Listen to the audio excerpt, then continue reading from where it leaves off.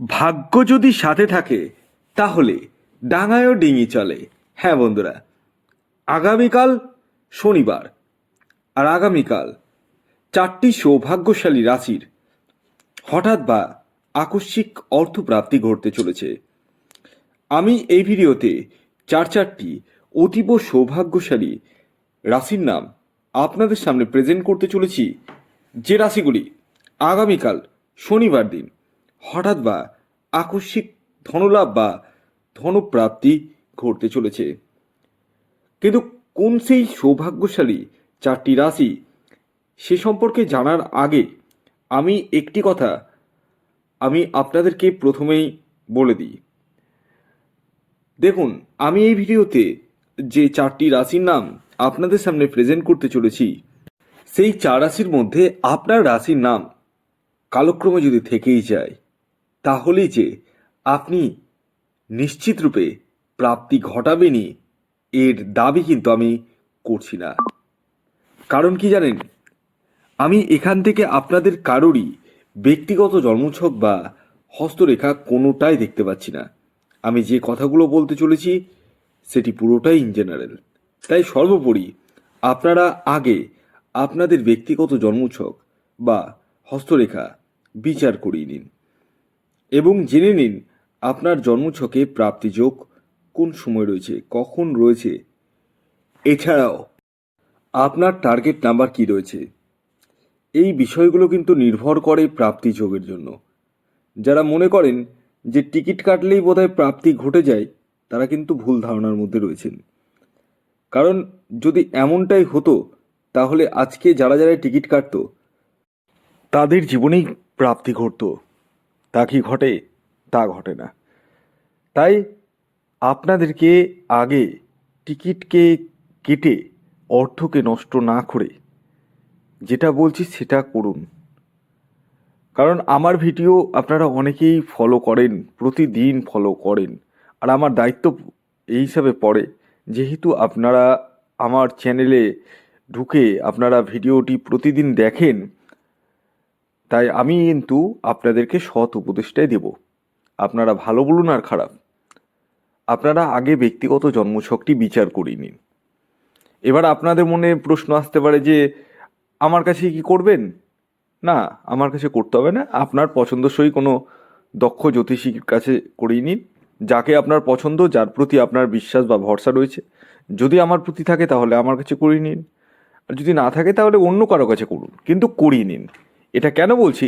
এটা এই কারণেই বলছি যে আমি ব্যক্তিগতভাবে চাই না যে আমার বলা কথাতে আপনারা টিকিট কেটে কেটে অর্থ নষ্ট করে ফেলবেন। কারণ আমি জানি, খুব ভালো করেই জানি, আমি যদি আজকে বলি যে 100% প্রাপ্তি, আপনারা কিন্তু 100 টাকার টিকিট কাটার জায়গায় 1000 টাকা কেটে ফেলবেন। এটা কনফার্মড। আর সেটা আমি করব না, সেটা আমি করতেও দেব না। ওই যে কারণে আমি বারবার আপনাদেরকে নিষেধ করি। তো যাই হোক, যারা আমার সাথে পরামর্শ করবো ভাবছেন তারা যোগাযোগ করুন, আর যারা অন্য কোথাও পরামর্শ করবো ভাবছেন তারা কিন্তু অবশ্যই অন্য কোথাও করিয়ে নিন, এটাই আমার বলার। আর যাদের ক্ষেত্রে 1-2 নম্বরের জন্য মিস হয়ে যাচ্ছে, একটুর জন্য, 19 বা 20-র জন্য, তারা ইমিডিয়েটলি রাহু রক্ষা কবচ ধারণ করুন। হ্যাঁ বন্ধুরা, এই রাহু রক্ষা কবচ এমন এক কবচ যারা পরিধান করেছেন তাদের ক্ষেত্রে কিন্তু প্রচুর অংশে প্রাপ্তি করছে, এবং তাদের কাছ থেকে আমি রেসপন্সটা নিচ্ছি যখন, তারা কিন্তু তাই বলছে।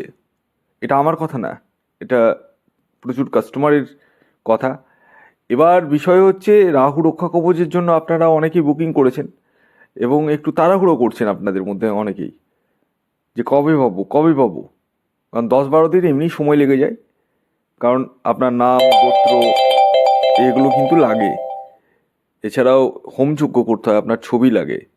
যারা নিয়েছেন তারা জানেন ভালো করে, যারা আমার কাছ থেকে নিয়েছেন তারা ভালো করে জানেন, নাম, গোত্র, ছবি 3টাই লাগে। অন্যদের কথা আমি বলতে পারবো না। আর মোটামুটি 10-12 দিন তো ফেলে সময় ধরে রাখতে পারেন পেমেন্ট করা থেকে।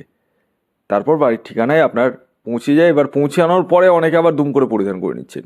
আমি বুঝে উঠতে পারছি না এত, মানে চাহিদাটা কিসের? মানে চাহিদা থাকা ভালো, কিন্তু এতটা কিন্তু ভালো না। আপনার হাতেই তো চলে আসছে, পেয়ে গেছেন, পেয়ে গিয়ে আমাকে না জানিয়ে আপনারা পরিধান করে নিচ্ছেন। কিছু কিছু জন, সবাই নয়। পরিধানের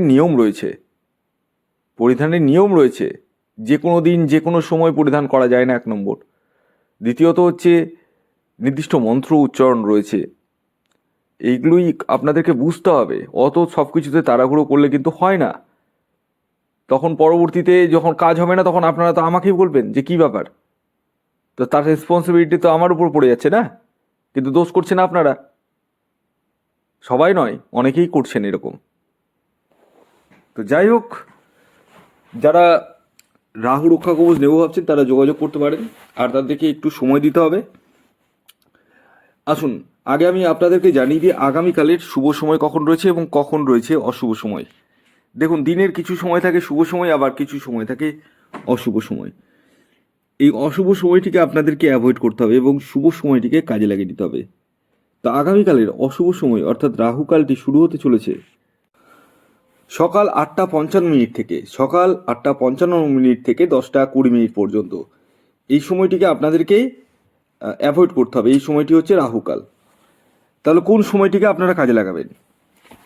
সময়টি হচ্ছে ভোর 5:17 থেকে 7:08 পর্যন্ত, সকাল 7:08 পর্যন্ত। আরেকটি শুভ সময় হচ্ছে দুপুর 12:20 থেকে বিকেল 4:17 পর্যন্ত। এই সময়টিকে আপনারা অনায়াসে কাজে লাগিয়ে নিতে পারেন। এবার আসুন, আমি একে একে 4টি সৌভাগ্যশালী রাশির নাম এবং তাদের টার্গেট নাম্বার জানাতে চলেছি।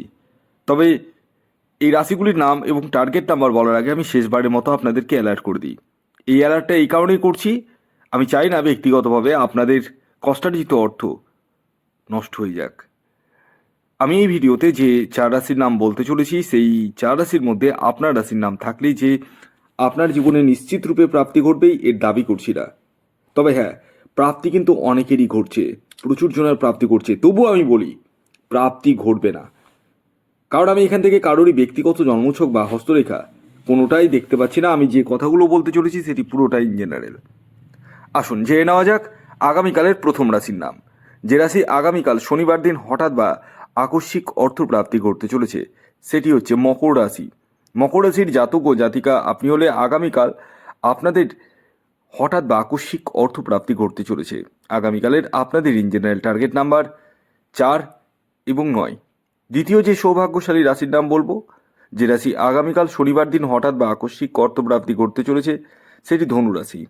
ধনুরাশির জাতক বা জাতিকা আপনি হলে আগামীকাল শনিবার দিন আপনাদের জীবনেও হঠাৎ বা আকস্মিক অর্থপ্রাপ্তি ঘটতে চলেছে।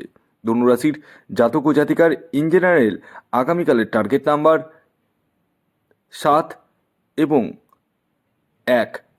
এর পরবর্তী 3 নম্বর যে রাশির নাম বলবো, যে রাশি আগামীকাল শনিবার দিন হঠাৎ বা আকস্মিক অর্থপ্রাপ্তি ঘটতে চলেছে সেটি হচ্ছে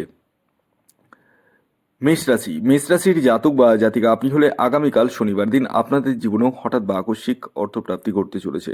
আগামীকালের মেষ রাশির জাতক ও জাতিকার ইন জেনারেল টার্গেট নাম্বার 6 এবং 4। এর পরবর্তী শেষ যে রাশির নাম বলবো সেটি কুম্ভ রাশি।